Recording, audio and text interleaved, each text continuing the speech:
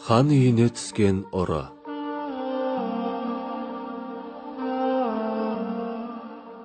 Күндердің күнінде бір кедей жігіт тұрмыс ауыртпалығына шыдамай хан үйіне ұрлыққа түседі. Түн ортасында оянып кеткен хан үйдің бір бөлмесінде жүрген ұрының бар екенін біледі де әдейі әйеліне: «Әй кемпір, қыз болса бой жетті. Оны кімге бергеніміз жөн болар екен» депті. Ұрығы естірте. Сонда елі: «Қайдан білейін отағасы, өзің лайықты дегеніңе бересің де» депті. Оған хан: «Онда былай етейік. Ертең бір кісіні мешітке бақылаушы етіп қояйық. 40 күн бойы намаздарын үзбей мешітке келіп оқыған мұсылманға қызымызды қалыңсыз ақ берейік.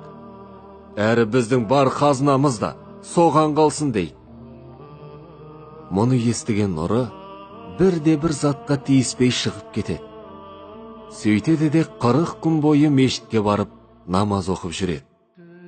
41-ші күні хан оны шақырып қызын бермек болғанда, күнде мешіттен уағыз тыңдап, шын бақыттың не екенін түсініп қалған жігіт: «Тақсыр, қызыңыздың да, қазынаңыздың да керегі жоқ.